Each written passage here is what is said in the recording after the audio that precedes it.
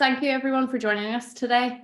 I will give it a few minutes just for everyone to arrive, because anyone who does know me, I'm usually 10 minutes late. So people are probably like, oh, it's Ursula tonight, and they'll just toddle in when it suits them. But I was really organized today. So let me just give a little bit of a background while we're waiting on everyone to join. My name is Ursula. For anyone who does not know me, I am the co-founder of Photobooth Marketing alongside my business partner, Sammy English, who is in the call somewhere.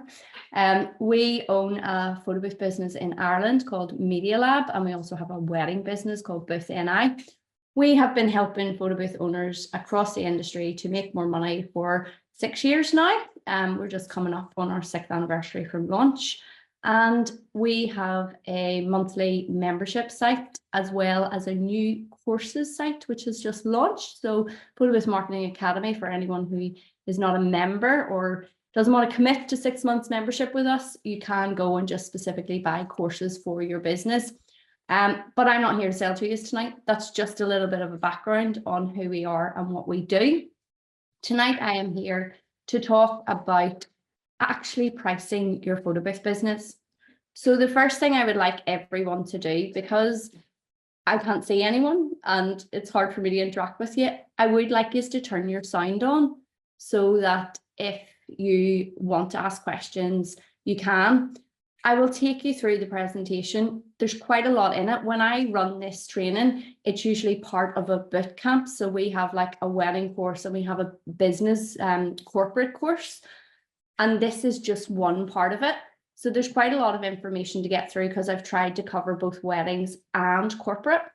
But if I could get a show of hands just from everyone who's on the call in terms of where you are within your business, or just pop into the chat which you're most interested in so that I can kind of get an understanding and you can get the best out of tonight. So even just pop into the chat or put your hand up if you're interested in weddings. And then just pop it in the chat if you're interested in corporate. And what I'll do is try to make it as best I can for everyone so that you're getting the best out of the session. What I'll do is I'll run through the presentation, and then at the end, I will open up and everyone can turn their mics on and ask questions so that you can get the information that you need for your business. Just have a look at the chat. Both. Okay, I'm so glad that I used both, because it was when I was doing the presentation last week, I was kind of like, oh, will I just cover one? Because there is quite a lot to take on board, but that's okay. Okay, so both. Okay, perfect. Well, we are covering both, so I'll do them both in depth so that there's a full understanding. And I think with Snappic that this recording will be available and the presentation afterwards, so you will get access to that as well. I'm just going to share my screen.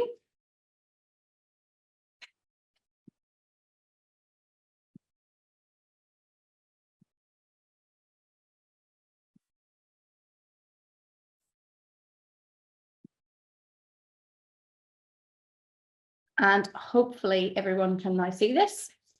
So tonight we are going to talk about how to master pricing your photobooth.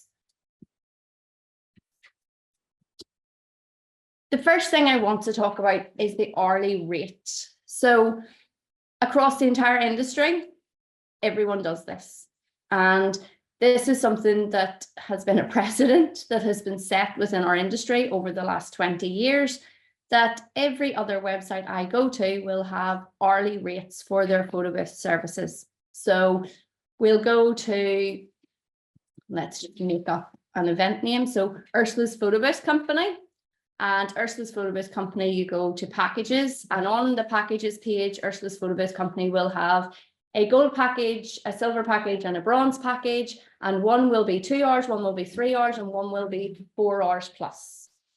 And those packages will include everything that you need for your photobooth rental. But the problem we have with hourly pricing is it doesn't take in all of the hours it costs you to market your business, to liaise with that client, to set up that booth, to go out and run that job, to come back, to do the customer service after the event. Never mind all the costs you have to put in to running your business. So if you are charging by the hour, the chances are that your profit is very, very low, or there isn't any at all when you actually start to look at the overall pricing within your business. And it's the first fail that most photo booth owners come up against. When I train on pricing your photo booth, if you came to me for one-to-one coaching and you said, Ursula, I've started 6 months, I don't understand why I'm not making as much money as I should, the first thing that I look at with any client or any member of photo booth marketing is looking at your costings. So what does it actually cost to run your business every month? So you need to buy your equipment, you need to buy your software, you need to buy your props, your backdrops, your insurances, you have to pay an accountant, you might have legal fees, you have marketing fees, you have design fees. Like, there is so much more goes into your photo booth business than turning up and doing a job.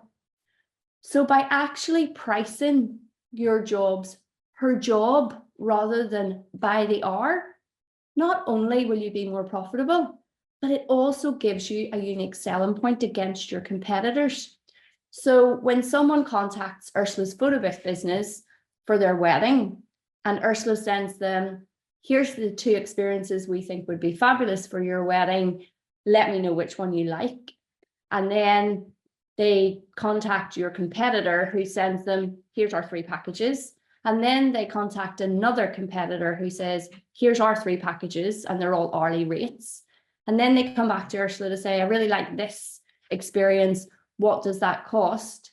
And Ursula says, well, you can have that for a full day or a half day. And it includes everything you need, and you don't get into too much detail.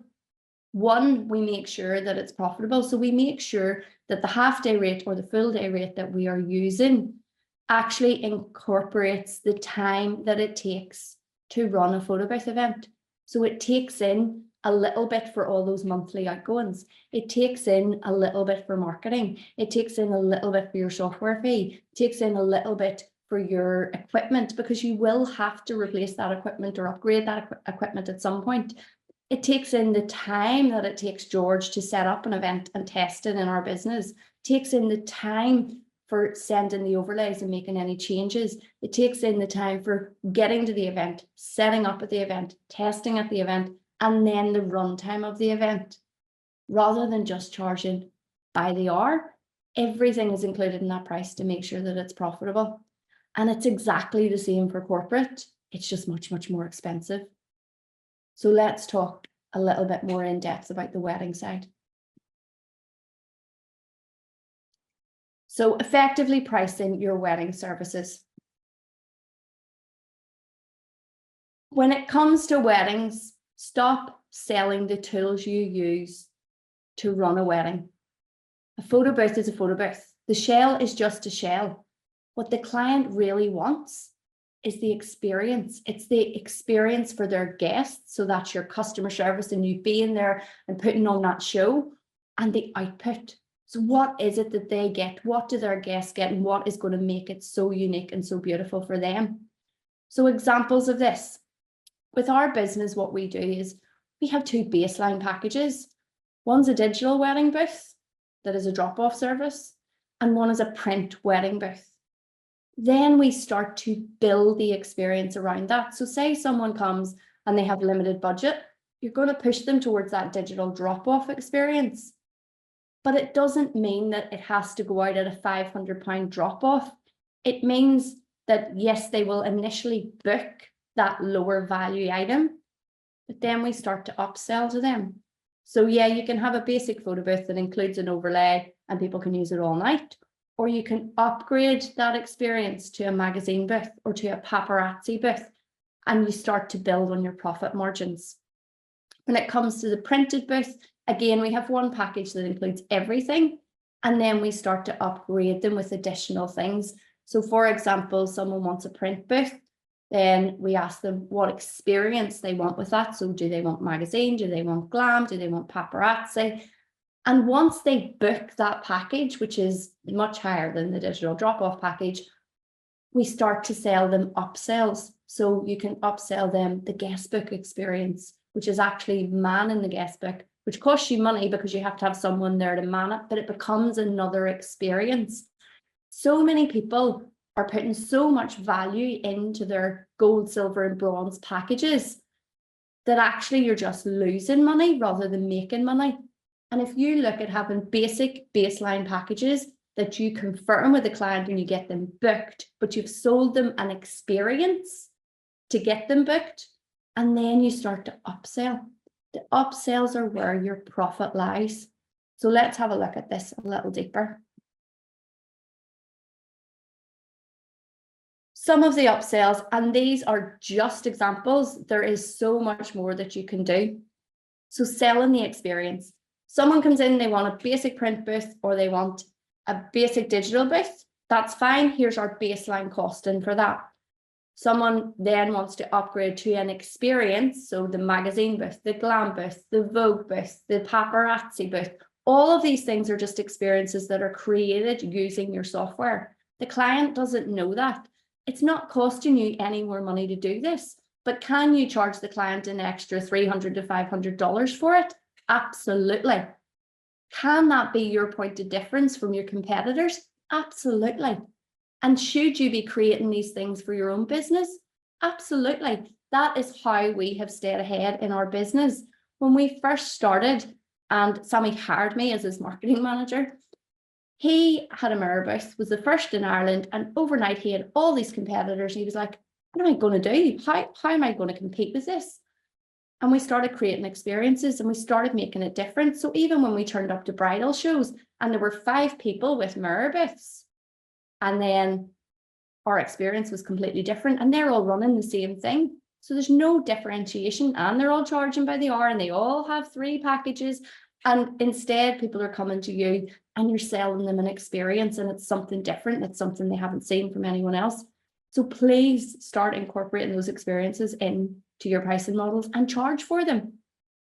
The other thing you can look at is the likes of a prop box. So instead of worrying about people stealing your props or props getting broken and the cost of props, sell the client a prop box.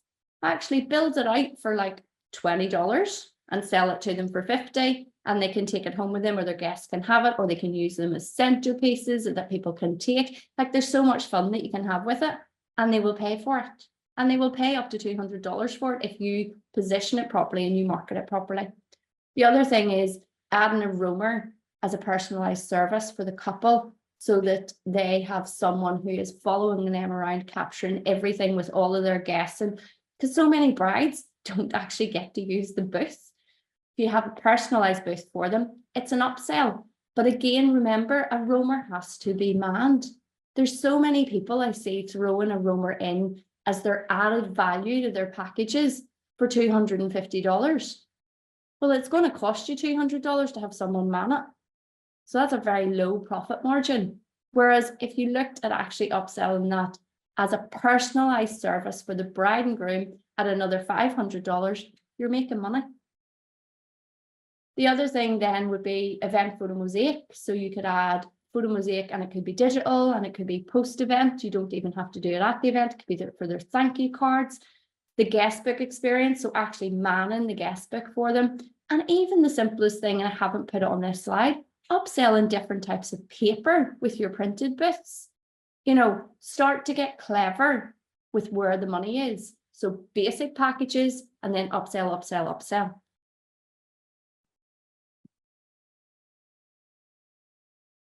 So let's look at actually costing out your photo booth experiences for weddings. So here, for example, experience 1, the booth is a DSLR, it's serviced, what's included, booth attendant overlay, backdrop, props, studio quality prints. What are your upsells? Custom start screens and overlays or an experience. Roamer, mosaic, luxury paper. What you need to do is you need to cost out what the actual cost is for you to run that booth. And then look at what it would be to make it profitable. So actually sit down and take in like 10% of the cost of it should be towards your monthly bills within the business.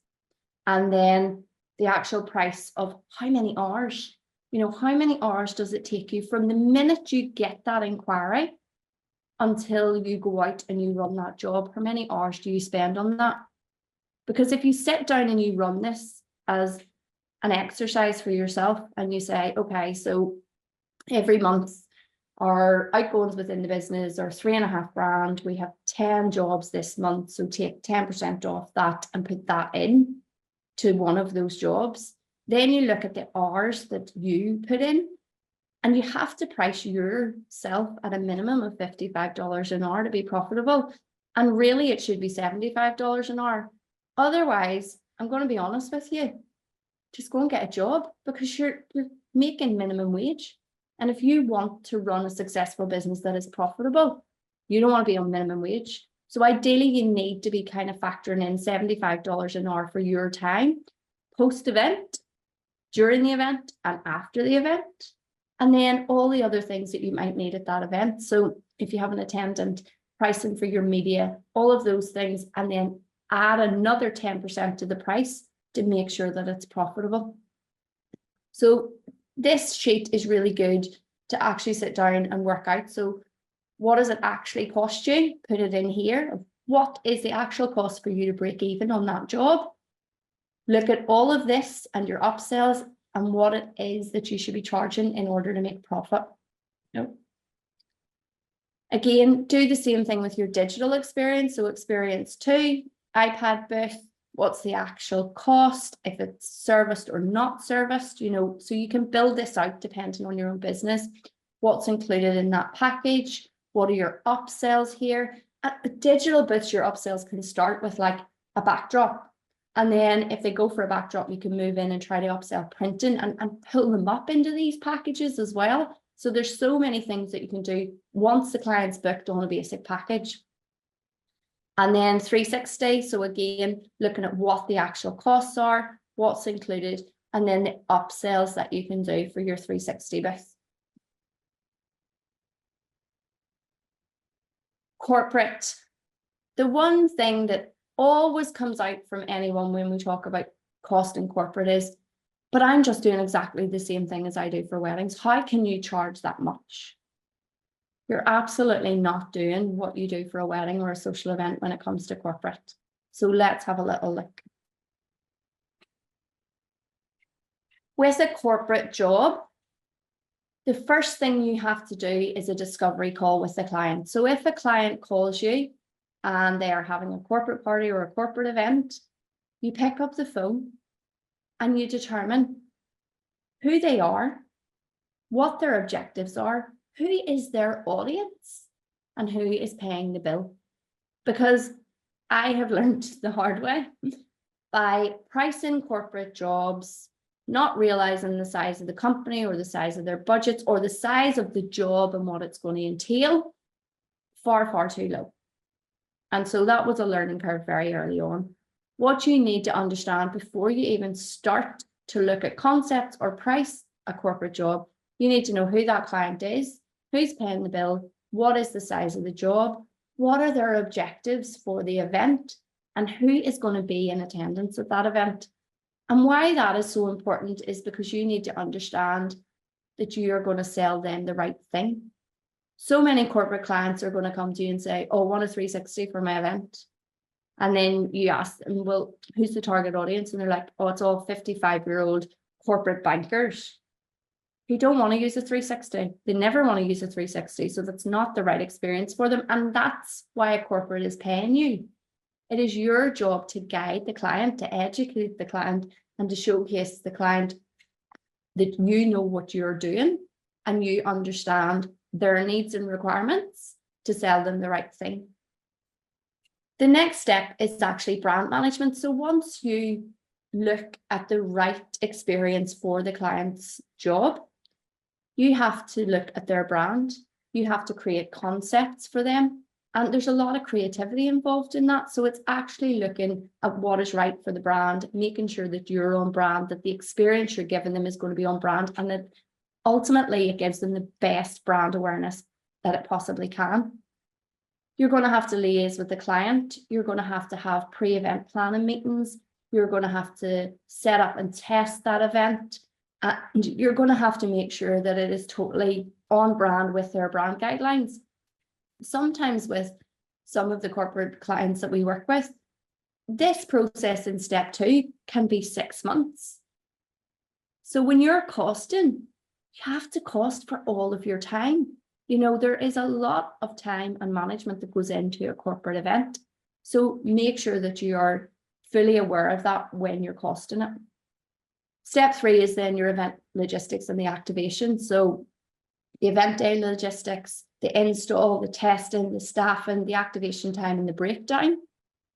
And then post-event. So actually liaising with the client, giving them the results, upselling to them, giving them customer service, and making sure that you land repeat clients from your corporate jobs, that it's not just a one and done. So all of this has to happen. That is not what you do for a wedding. For a wedding, bride wants an experience, you give her 2 options, you sort out her overlay. Yes, some of them can be tedious. You turn up, you do the job, you go home. With corporate, there's so much more goes into it. There's so much more in terms of creativity. There's so much more of you being a consultant and actually becoming part of the marketing team or events team for that client. And so you have to charge for your own experience and consultation. That's what they're paying you for. You are the expert. They come to you initially wanting a particular service, and then it's up to you to consult and give feedback and use your experience to make sure that the best service is delivered to them. You also have to include some of those monthly business expenses. So that's your booth costs, your software costs, your insurance costs, all of the things that we talked about before. Your time at a minimum of $55 an hour, equipment, software, event expenses, because these things can start to get very expensive, which we're going to look at in a moment because I've got some examples for you. And then staffing. And it's not only the staff member who goes out to run that job.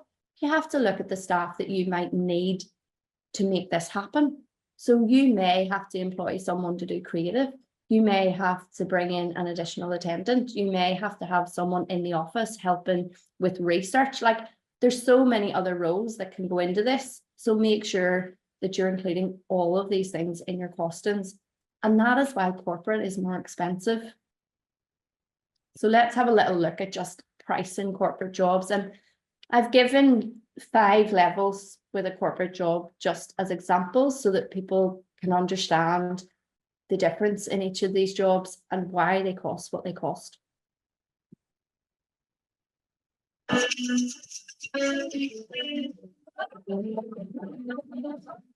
So tier 1 for corporate will be a one-off event. So this can very much be off the shelf. Someone looking for a kiosk, a branded start screen and overlays, simple job. You can say to them, excuse me, go digital instead of printing to make it easier. A lot of people at corporate events are more than happy with digital. It also is fantastic for a corporate client because they get data capture from it, and data capture may be one of their objectives. Creative, so basic brand elements to position the client's brand. So you'll see on this overlay where we just had the brand in one corner.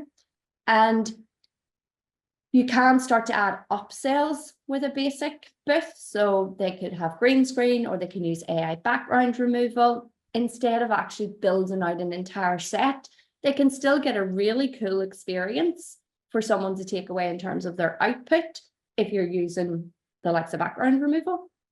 And then staffing, you don't have to staff the booth, so that reduces down your costs.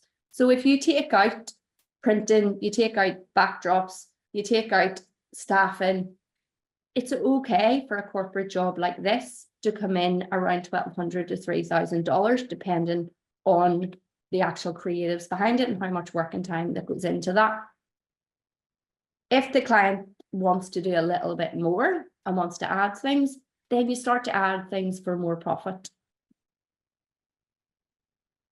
Tier 2 would be the likes of a 1 or 2 day event that is fully branded. So this is where your customization comes in. So you're branding the kiosk, you're branding the start screens, you're branding the overlays, you've got your branded landing pages. And for something like this, if it's a basic booth unmanned, then you're looking at a minimum of 3K unattended. When you start to add staff into that, you need to be making sure that whatever it costs you to staff that job for the 2-day event, you take that price and you double it. And then if they're looking for something completely different, that's when you start to move further towards that $5,000 daily rate. But even for someone who's just looking at the likes of a branded booth with a branded backdrop and branded overlays, if that is manned for 2 days, that is a $5,000 job.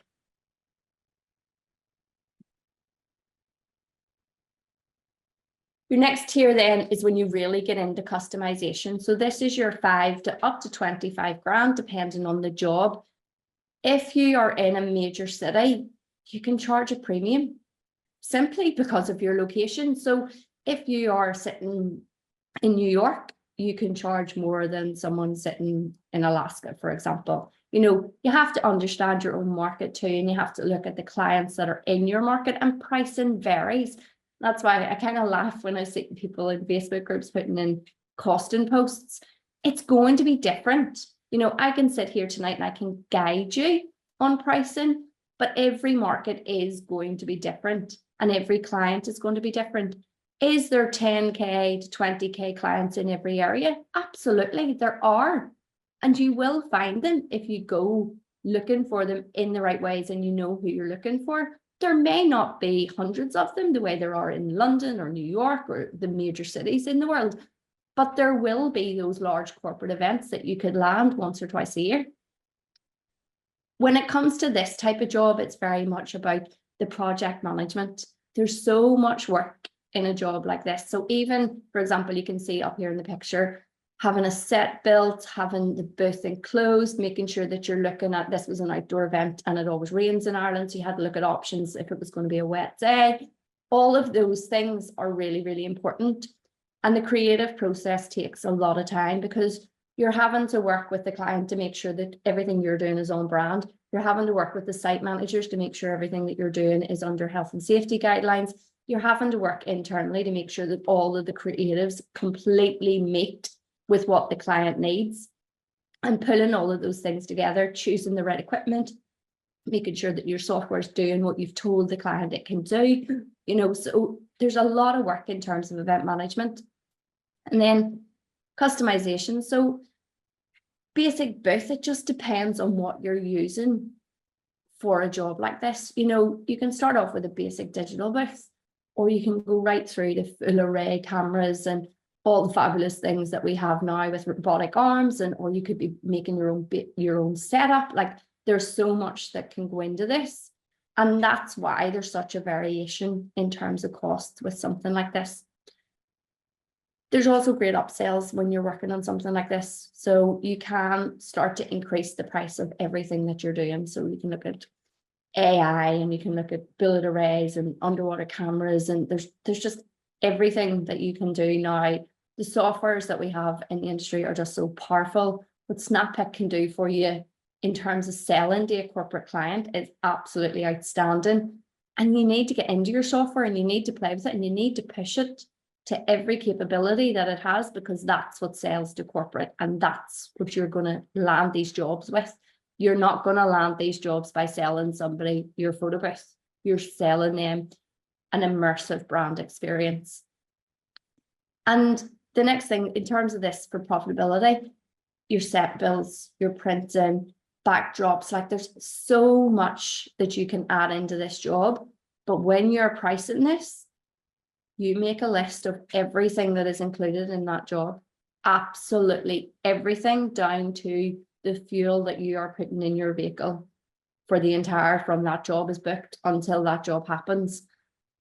And you double the price to make sure that it is actually profitable, because you will always run over on costs on a larger project like this.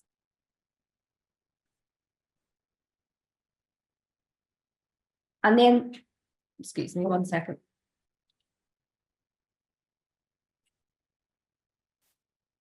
And then the big fish.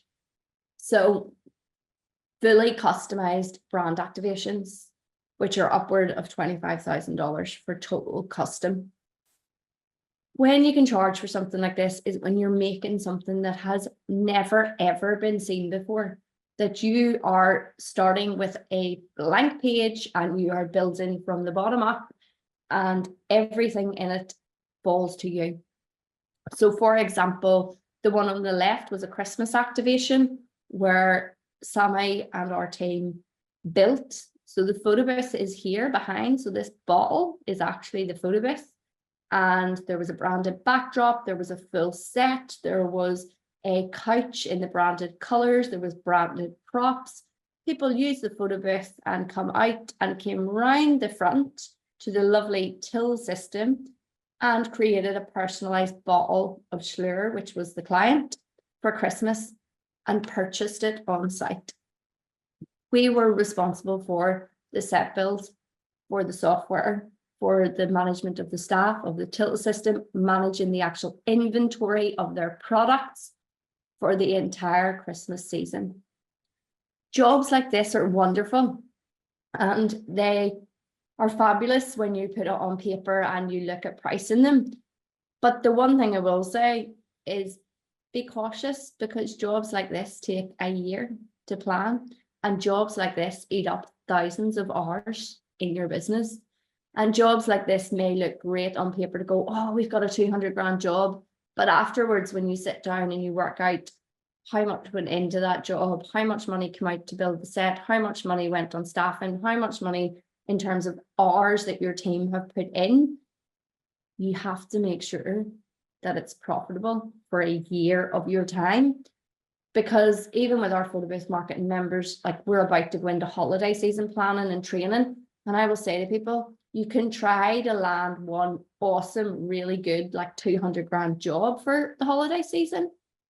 Or you can go out and do a $1,500 drop-off booth every day from mid-November to Christmas Eve. Which one is going to be more profitable? And that is what you have to think about when it comes to corporate events. Looking at what the capability is within your business, looking about what it is you want to do, and ultimately what your business goals are. These things are great to do and they're awesome to have on your portfolio, but they're really hard work.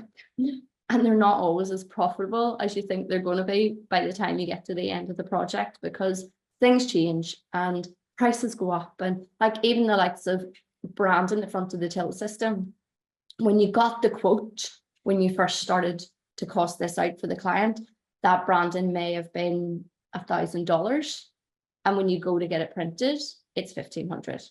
You know, so always give yourself a bit of leeway when you are pricing for corporate. My final thought on pricing for corporate is always price a little bit higher than what you want. Because naturally in a corporate environment, when you go to get a quote, the first question you're going to come back with is, can you work on the costs with me? I know that because I worked at agency. That's what we were trained to do, was always to push the cost down as much as we could.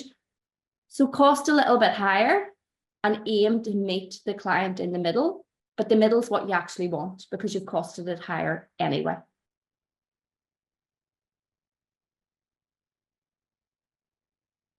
So that is a lot of information for everybody. Hi, Sammy. What makes off? Hello. Hi. What I would like to do is invite everybody to turn their sound on so that we can ask some questions. I don't know if we can do that, Ursula. You have to click on them. Do we? Demir said Ursula will need to press the view hand to allow someone to speak. Oh, Maybe Demir can back us up with that. Hi guys. Let me just open the chat.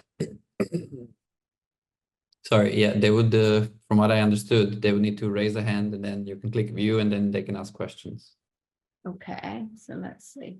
Technology's hard, so it is. Huh? So in the chat, I don't see.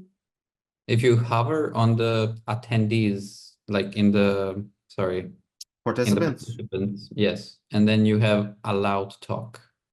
Now, I'm not sure if, okay, I'm gonna allow everyone to talk, but everyone will be muted. So then they can just press space if they would like to speak. Okay, perfect. We like to talk. It's good.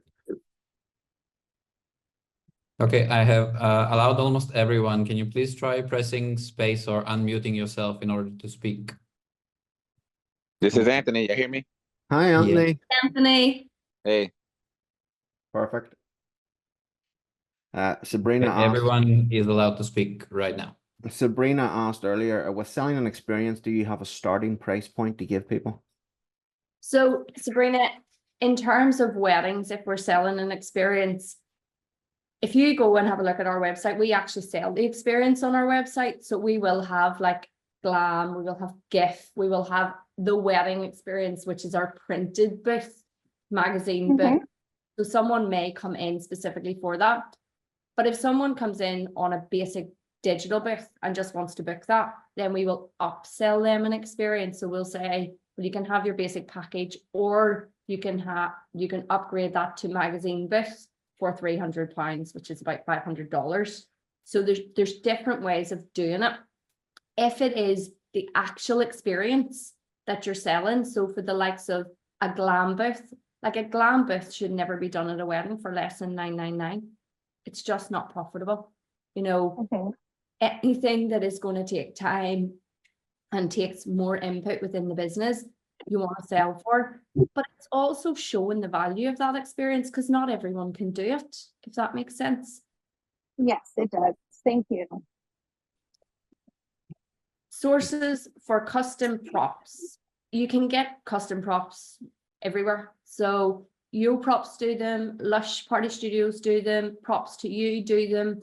And it just depends on what it is you need for the client, but they're all pretty good in terms of customer service and turnaround. They would be the three that I would recommend. Also, any local sign shop, if you give them the designs, are going to be able to print them. Yeah. On some kind of foam board or heavy duty cardboard, anything like that. And if you're looking at the prop box that I had talked about, like that's not even custom. That's like going down to the dollar store and buying a beautiful little basket and buying fun props and putting it in that you don't care are going to get broken or going to get lost. And you can theme them up, and it doesn't have to be expensive. Like if you have a bride that is having a disco theme or a classic theme or a floral theme, you know, you can create these things for them very quickly and very cost effectively using like dried flowers in a basket and some plastic glasses, some disco balls. You know, it doesn't have to be overly expensive to put together, but for the client, it'll look amazing and they're delighted. Now for custom props for corporate, generally our corporate props will cost us anywhere between 300 and 500, and we're charging the client like 1,200. We double the price of it. And hopefully that helps. Have you ever needed to use an outdoor screen at an event? And what do you mean, like a TV screen, or can you speak?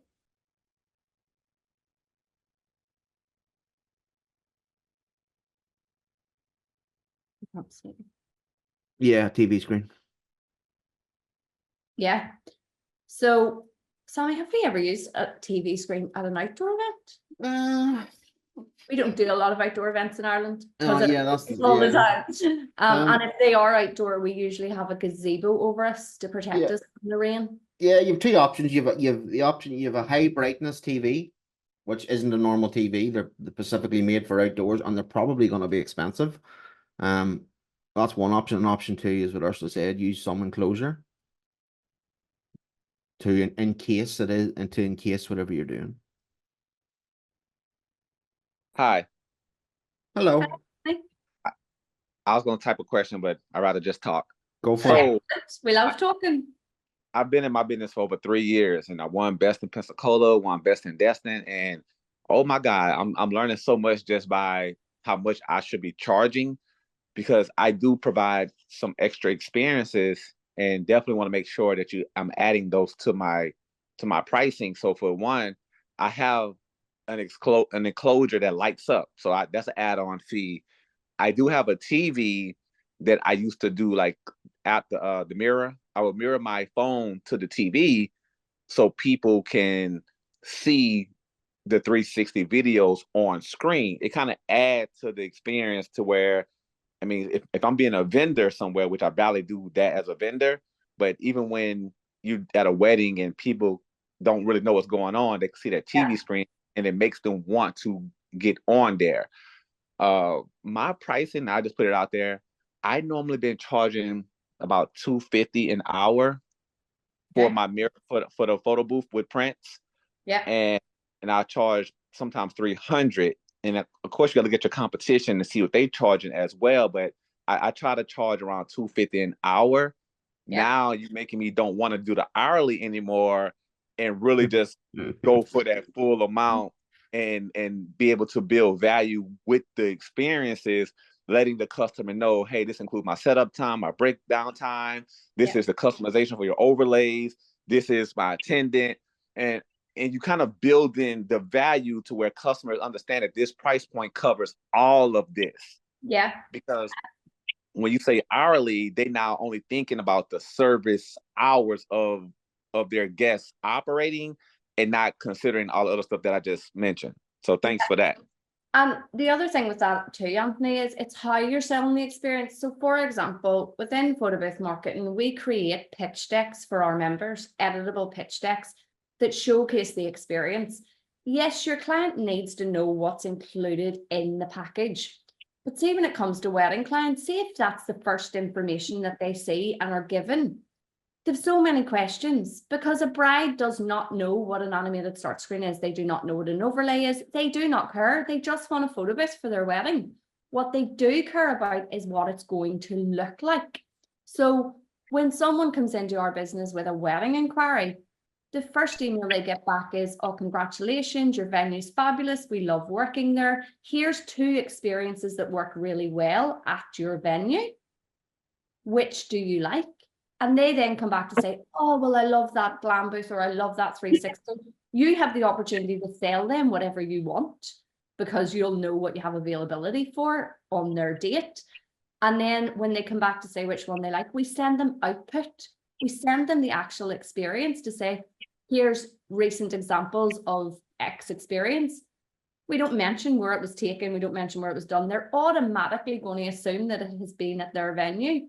And you're taking them through the buying process and they've already bought before they even get to the price. And they don't have as many questions because once they get that pitch deck that outlines everything, they've already bought this experience in their head. They don't have to ask you, well, what's a start screen and what's an overlay and what's an animated and what's customized. They don't ask those questions because you have showed them that you're experienced in their venue. You can give them a great experience and a great output. Here's everything that is included and here's the price. And you reduce your customer service down so much in terms of your time. Does that make sense? Makes a lot of sense. Can you hear me? Yeah. Michael? Hey, how you doing? Hi. I got a question. So lately we've been doing some outdoor festivals and in our market, and we've been really successful in doing these events and, you know, high traffic events and been able to capture, you know, a good pay for us, a good amount of revenue back for us. Yeah. The way we want to, I guess the question I'm asking, how do we approach rain out events that you can't complete or they get rescheduled or they don't get rescheduled? Our question is, I guess, is do we charge them the full rate on that? Or do we, because we do have time invested in it, just like you said, or do, you know, we don't want to lose these clients. They're consider us, they're considered partners with us right now. So we don't want to lose these clients. We don't want to turn them off. And we had a couple of events where they got rained out and they got rescheduled, and at their section rescheduled, they just canceled these events. How do y'all approach that? Okay, so there's a little bit of PR involved in this, Michael. So when that client initially comes to you and you set a contract with them, you need to have something in your contract to state that they will be liable for a certain percentage of that job if it is rained out or if it's moved. And corporate clients understand that, you know, so you could set that at 30%, you could set that at 50%, but I would always set it at just a minimum to cover the costs that you're going to be out. So, and basically, you'd have to speak to a local kind of attorney about this, about what way to lay it out. But what you want to do is have, right, what will this cost me? If someone has booked this job with me, we go to do the job and the rain comes on and we can't do it. And one, they cancel the event. So cancelling the event should be like 50%.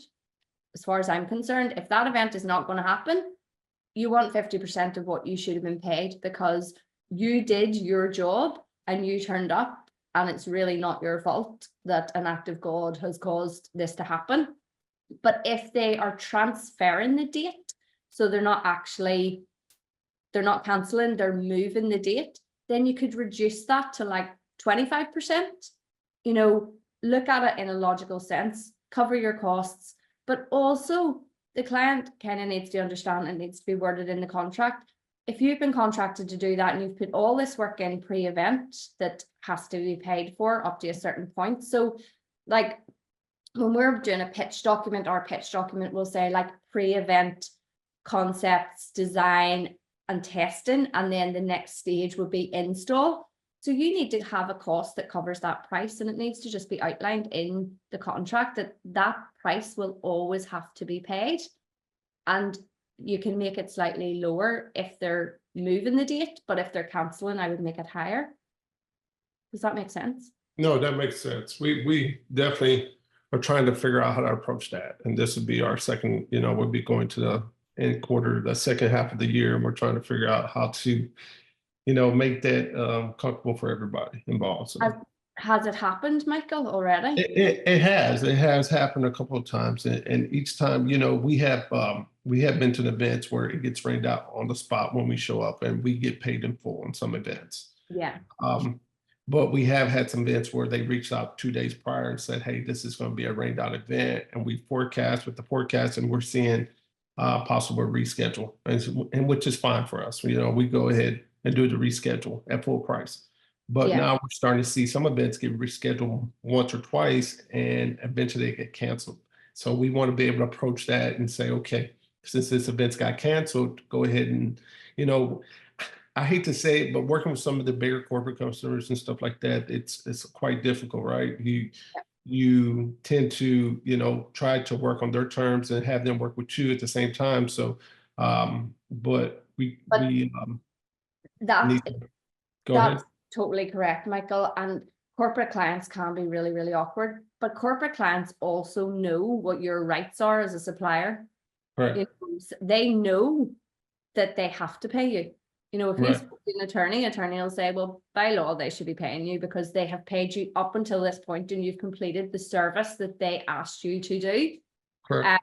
And they know that as well. And corporate clients can push you sometimes. It really infuriates me. But I worked in the corporate world. I worked on the devil side. I worked in PR and agency for a long time. And I was usually that person making that phone call. And my boss had said to me, you make sure you try and get them down on costs, or just move it to another date, or move the deposit. You know, it was your job internally to do that, but don't let them push you or feel bullied in any way, because they know that they have to be responsible.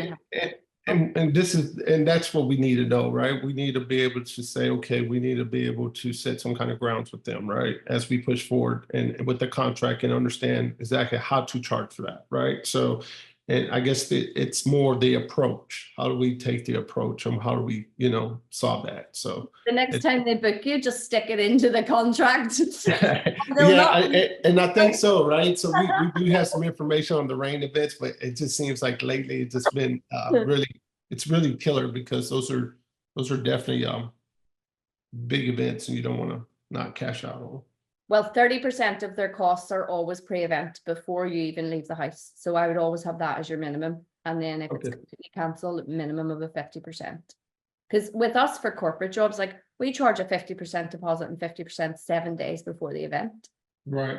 Because with cash flow and, you know what corporate are like, 90-day billing terms and all sorts of nonsense, but Yeah, no, I hear you. Yeah, no doubt. Thank you. not a problem. Hey, I have another question. This is about me really growing my business and taking it to another level. I want to eventually get where I have a photo booth at restaurants, hotels, present all the time, right? Yep. And trying to figure out, because I do have 5 different photo booths. I have 2 mirror photo booths, and that's with Photo Masters. Yep. And then I have a LED 360, and then I have the Orca View Gala 360, where right now I have my logo on there. But I did see the fact where you could probably brand to put a company's logo on there versus mine. It just, you had to get with a company to, to do that. So that's something that I'm going to add. But I'm trying to figure out, I know that there have Snappic have different packages that you could pay for as far as enterprise. And I never really got into the enterprise part because I don't always have multiple events going on at the same time. And for the one that I did have in the past, all I did was I had to pay $50 for that second event.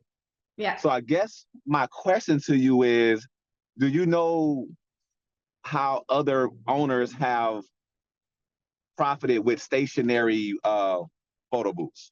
Yeah, so what you're talking about is either called long-term lease or permanent installs.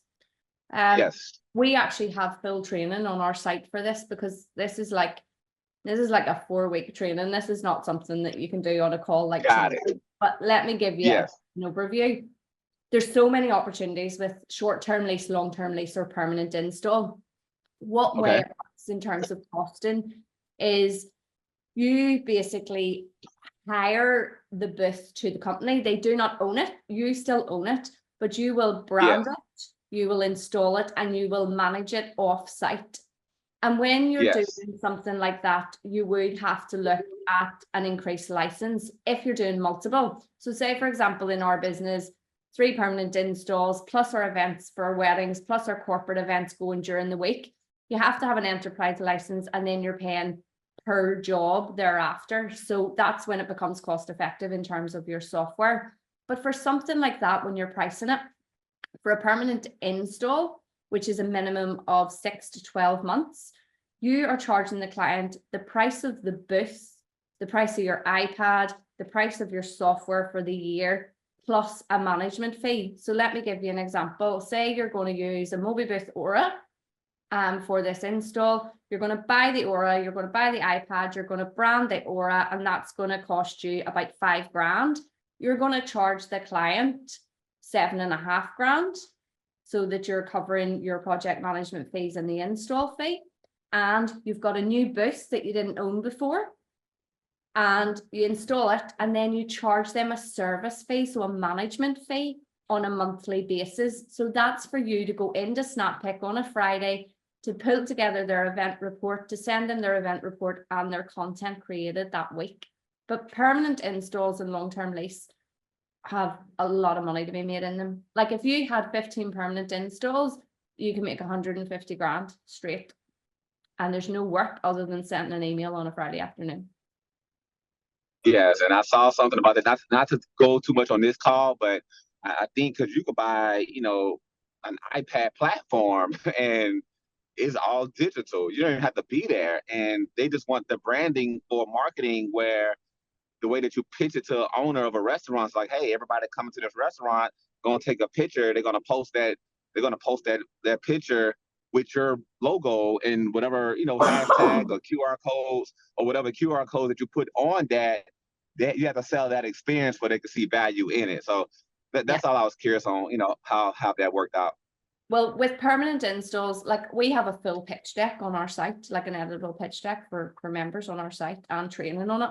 But for a corporate client, the corporate verbiage that you're using is brand awareness, user engagement, content creation, and data capture. You're basically giving a business a PR tool. You're taking out the time of having to pay someone and you're taking out all the time that it takes for people to do those jobs. So they don't have to pay a photographer to come into their bar on a Saturday night and take pictures anymore for their social media or for PR purposes, because the booth is doing it for them. Their staff don't have to worry about taking content and somebody panicking about sending it to a WhatsApp group. So you're saving them time and you're saving them money by installing this, and you're managing it for them. The one thing with permanent installs that you have to be aware of is the turnover of staff. So if you are doing it in a hospitality setting, you need to put in time on a quarterly basis to go in and retrain the staff, because their staff turnover is very high. So just look at the businesses that are there. But there's so many opportunities in terms of retail, in terms of hospitality, gyms. Like, this can be installed anywhere and running, making you money every day of the week.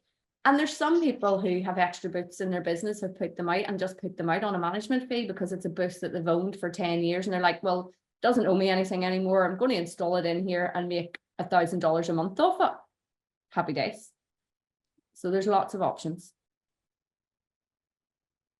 All right, thank you for that information. And I use a GoPro. I use a GoPro for my 360, and the quality is so much better. And at one time I would just use like an iPhone 14, but the GoPro is much better. That's a Sammy question. So for anyone on this call that doesn't know me, I can't turn a photo booth on. She ain't lying.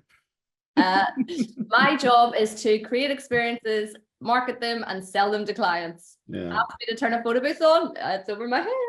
That's a Sammy question. GoPro or iPad? Look, GoPros are 100% better quality. It's like people that write comments in Facebook groups saying DSLR is better quality than an iPad. It's like saying the sky's blue. 100% it is going to be better every single time. However, we use an iPhone simply because simplicity wins for us. And everybody's going to have a different way in their business. You want quality, awesome. We want simplicity. So it's horses for courses, as they say. Any other questions? Christopher's looking at local barbershops. Yeah, great idea. Another thing, and this came actually from one of our members, not through us, because we've never done this with permanent installs or long-term lease before. Some people actually do a try before you buy, where they actually install it for 2 weeks and let the client see if it's going to work for them. And that's a great way of doing it, because do you know what? If it's not going to work for them, you don't want the headache of that client for 12 months phoning you every couple of days. This thing's turned off and this isn't working and nobody's using it. And, you know, but what I always recommend, especially if you're working with local businesses, install it for 2 weeks, man it on their busiest days to train their staff and show them the best that they can get out of it. And then walk away and give them a week on their own, so that you can see, are they actually going to engage with it? Are they going to use it? And sell it that way, because it's going to leave you a lot of headaches if you just go, right, sell this thing, sell the dream, and then install it, and their staff don't even turn it on when they go in the mornings.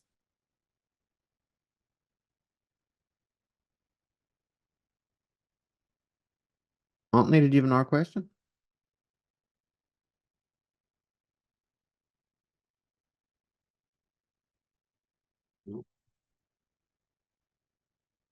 Oh, you are a quiet bunch tonight. Does anyone else have any questions? You can pop them in. Well, thank you for your time. No worries. Excellent. I just wanted to say thank you all so much for definitely taking the time to do this. It was a lot of insight, because I definitely struggle sometimes with the corporate pricing. And as someone else said, Pensacola mentioned that it just is a big awakening. I do price pretty well, but I'm like, okay, I need to up my game a bit. And especially when it comes to the experiences, never really thought about like the magazine booth. I know that's an experience, but never thought about like advertising it on my website. So I think that was a great idea. So I really appreciate you guys. And also want to know when the how will we get the playback? Because I see it's being recorded, but how will we get the playback? Excellent. So Judith, I think that Snappic released the playback to anyone that's registered or to their clients afterwards. Is that correct, Amir? Sorry, I didn't hear you. How can people access this back to watch again? Oh, yes, this will be released on YouTube in the next day or two, latest. Perfect. And for anyone who is interested in looking at photo booth marketing and what we have to offer, you can visit our website, shameless plug, www.photoboothmarketing.com. And for anyone that is on this call, there is a special offer where you can join and not have the 6-month commitment. So join for a month and give it a go and see if it's for you and if there's training there. So like the guys tonight, if you're looking at long-term lease and permanent installs, 1 month at $150 and you will get your pitch deck, you will get all the training that you need. You can go in, download the assets that you need to sell this and actually get yourself up to speed. It'll be the best $150 you've ever spent. And you don't have to commit to the 6 months. If you use the code WELCOME-PBM, you get an additional free promotional video, but it also lets me see who's joining for the months. And I can let you know when you can stop your payments after the month. Thank you everyone for joining us. And if you do have any other questions, Sammy and I are very active on Facebook. It's probably the quickest way to get us. So if you do have questions, add us as friends on Facebook. We're a very sociable bunch, and drop us a message in our inboxes. Thank you. There's one more question. I'm not sure if you asked Graham McDonald. It's in Q&A actually. Oh, where is that? On the yeah, Q&A. What can you do if you realize you underpriced your quote but have already presented it to the client? Well, I call this moving the goalposts. If you have given the quote to a client and nothing has changed, there really isn't anything you can do. But if you've given a quote to a client and suddenly the job dynamic has changed, so there's more people at the event, access to the venue is more difficult, like looking at things that have changed, there needs to be variables in the event in order for you to actually charge more. If there hasn't been changes in variables, then you need to upsell. So you need to actually go in and say, this is great, but we've been working on this concept and a spin to win added to this will give you more value. It'll be an extra $500. Or we don't think that a backdrop would work for this, but AI background removal is amazing and it's going to cost you an extra $200. Or, you know, so actually looking at upselling to the client, but it is a tricky one. And, you know, I use the experience. We did a private party last year and I quoted it as like a basic print booth at £1,500 sterling, which is about $1,800. And we arrived to this beautiful space and the budget was millions. Like this girl spent hundreds of thousands. Actually, I think she must have spent $500,000 on flowers. And there was us walking in at 1,500 and I was like, what were you thinking, Ursula? What were you thinking? Sometimes you don't know, and sometimes you just have to take it on the chin and learn from it. But that's why I said, when you're pricing for corporate, always price it a little bit higher because things do change and clients only tell you what they want you to know. So hopefully that's helpful. Just go high from now on. Yeah. Just price The real everything high. scary thing is for anyone, just to finish up this evening, last year when we did our wedding concepts, which was the magazine booth, the TikTok booth, the disco booth, and we put a pitch deck together for our members and we told them all to go and double their pricing and go and sell this to people. And it's terrifying to do that. And yes, you will get more no's than you used to, but you will work less jobs and make more money when you actually value your time and the experience that you're putting out for your clients. And that's a win every day of the week. Like, why do 3 weddings when you can do 1? But we're all conditioned as an industry to sell the photo booth. Yeah. Like it's the most insane thing. Like carpenters and contractors don't go to their respective trade shows, buy a new chop saw, buy a new laser level, buy a new piece of heavy machinery, and go home and stick it on their website and expect that to get them the latest extension, sun, garden room, whatever. Like it's an insane concept to sell your tools and not the finished product that the client is actually paying for, which is the output, which is the experience. Because it's incredibly difficult to keep up with buying new booths every year because you feel like you need to be relevant and up to date. So you go to PBX and you're spending $2,000, $3,000, $4,000, $10,000 on a new booth to take photos of it, to go home, to put photos of the booth on your website to try and attract new customers. When Snappic, thankfully, they've done all the hard work in creating the software. The possibilities are absolutely endless. Yeah. The only limit is your creativity. So keep the booth you have, and every year just create 3 or 4 new experiences with the software that you're already paying for. You don't have to buy new booths every year. No. You just it's an insane concept that only the photo booth industry does. 90% of photo boothers have pictures of the photo booths all over their website, which is fundamentally wrong. It's a backwards, it's a broken way of trying to sell. And like our members are on this call, so like we've been beating this drum for years.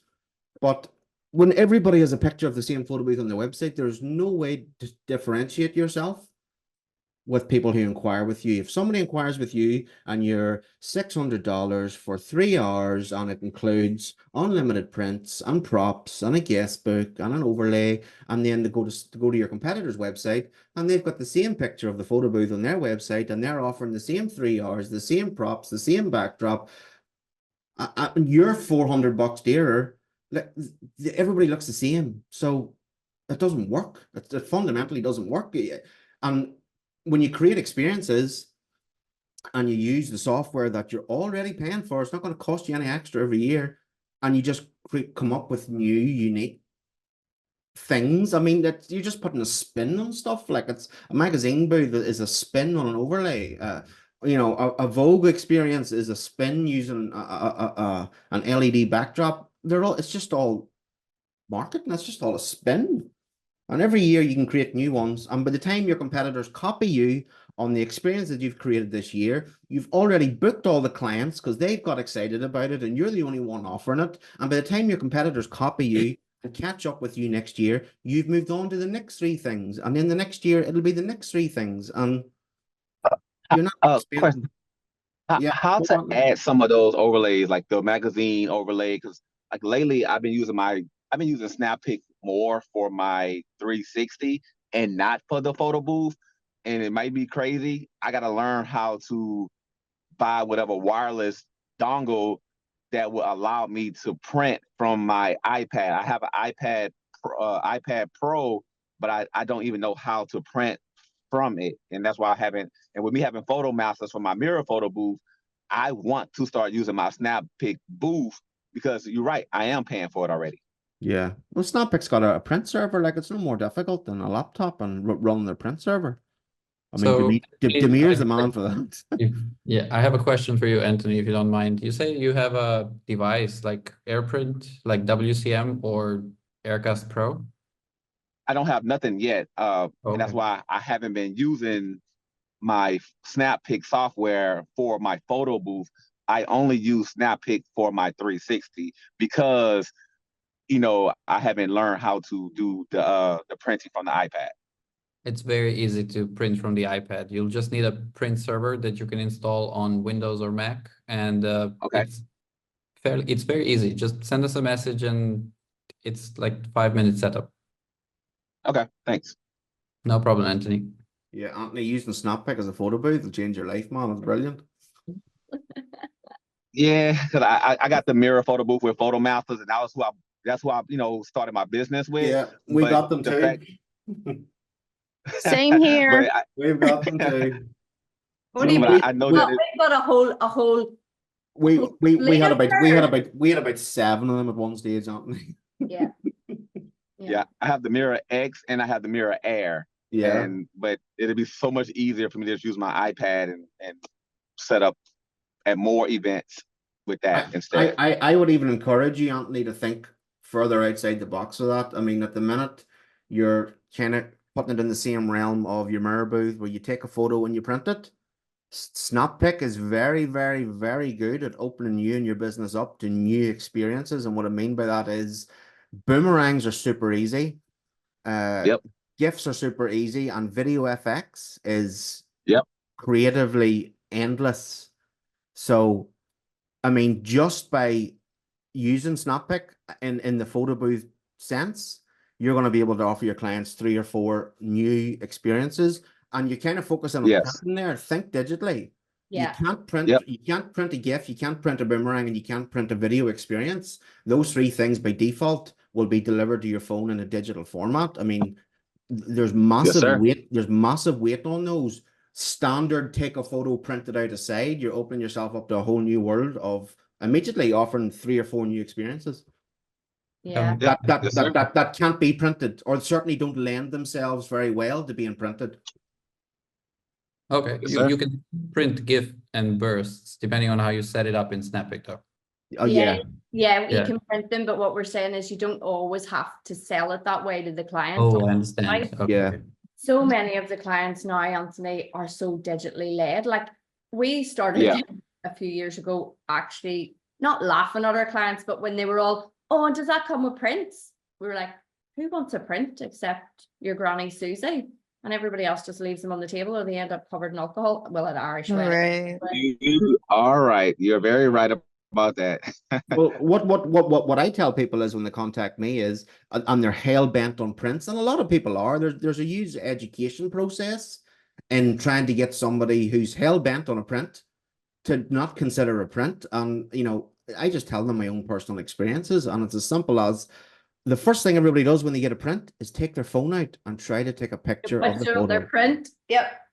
That's the first. Let's just skip that process and let's save you the money, because now it's not going to cost more. But with media, let's just save you the money and let's just send it straight to your phone.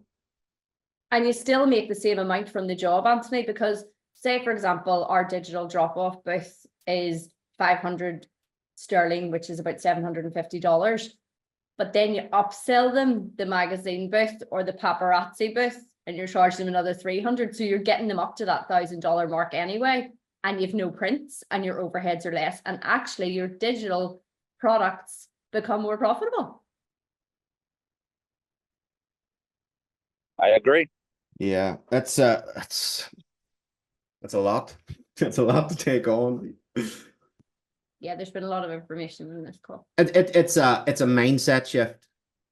And we talk about this in our Zooms. I like mindset shifts because you know what the best thing is about a mindset shift? It's free. Doesn't cost you a damn thing to change your mind and go, I'm going to do that, or I'm going to try that. Like drop-off booths. Drop-off booths are an amazing revenue stream for your business. And they totally freak people out who aren't used to them, going, there's no way I would ever drop a booth off somewhere and leave it. But drop-off booths change your life and your business model. No staff, no prints. One staff member can drop 4 of these things off in a night. Not even a night. You can take what should be an evening job and turn it into an afternoon or a morning job, where you go out in the morning and drop off 4 booths all running Snappic and collect them then at 12 o'clock or the next morning. And all of a sudden you can make a lot of money with it. Like the possibilities are endless. And it's thankfully thanks to Snappic. Let's go. Let's get it. Yeah. Excellent. For those that do use a printer for your, like the Roamer, what printer do you suggest?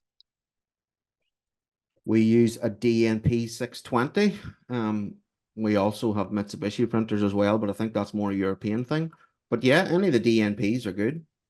I have a mirror booth that I use the printer for that, the DNP RX or something like that. RX1, yeah. It's just so heavy. Yeah. RX1 and a DS40 is what I have. Okay. And I too want to up my photo booth business game and everything I've heard, especially dealing with having an experience versus just the booth. I think we're saturated here in Columbus, Ohio, with everyone buying these iPad booths. And so to try to do something a little bit differently. I do have pricing on my brochure. I don't have a website, so I guess I'll be taking that off and trying to sell the experience. Yeah. You know what I would do? I would go hard on total guerrilla marketing tactics. And I know you said you don't have a website, but let's say you did, your area is oversaturated with iPad booths. I already know what's happening. Everybody in your area has a picture of their iPad booth on their website. I would go home, or I would immediately go to my website, remove every photo of my photo booth off my website and replace it with experiences. So when you visit my website, you cannot see what photo booth I have on it. All I'm offering is outputs and experiences with theme packages, whatever that might be. And you immediately differentiate yourself from everybody else in your market. Okay. I would And I take every- definitely I like how you all spoke about the personalized props for that particular event for Yeah. people. I think that's a great upsell right there. Oh, it's Easier. huge. And it means you're not having to worry about kids running off with them or people breaking them, or, you know, because you don't care. You're not taking them with you. And what Right. a lot of events, so the client will say at the end, oh, do you just want to take those? We're done with them now. You end up with a load of them anyway. So they give them away. Give them back to you. They pay for them and then they give them back to you.